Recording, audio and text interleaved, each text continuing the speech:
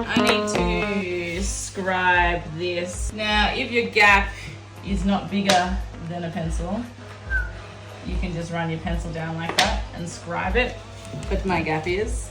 This side of the panel overhanging the wall an even amount top and bottom so that it's plumb, that when I scribe it to the wall it's going to go straight against it and be right along here.